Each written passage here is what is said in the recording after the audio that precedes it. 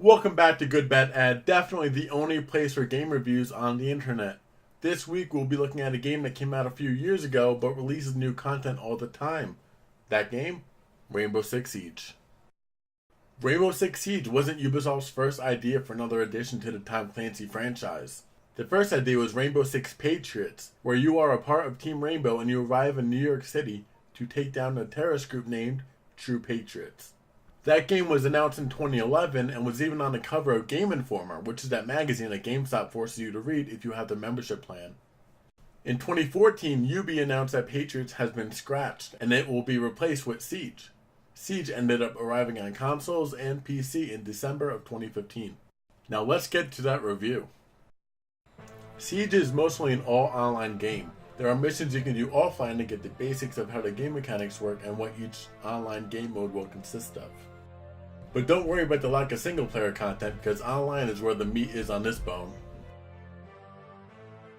There are several gameplay modes you can play in Siege. Each one has an actual objective that you can complete with great communication and strategy with your teammates. Or, you can kill the other team Rainbow style and forget about that stupid objective. You are either attacking or defending, obviously, and there are several great operators you can choose from. Like Caviar, who is silent on her feet, sneak up on enemies and force them to reveal their teammate's location.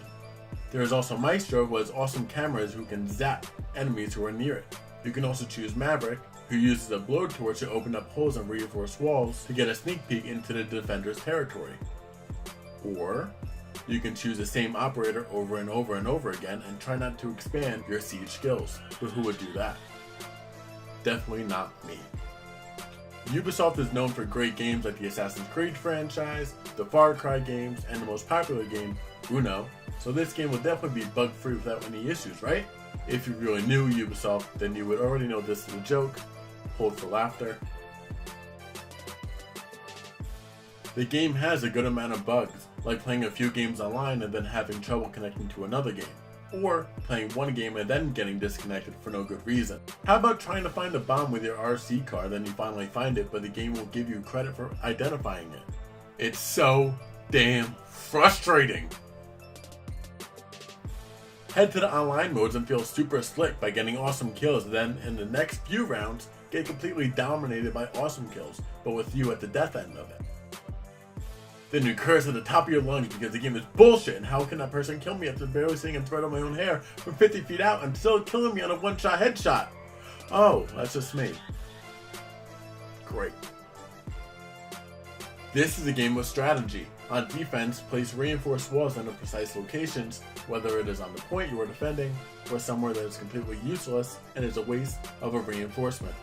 Once the prep period is over, find a spot to hide in and avoid all the action or roam like a brave soldier thinking he's badass just so they can get lit up by an enemy 15 seconds into the round.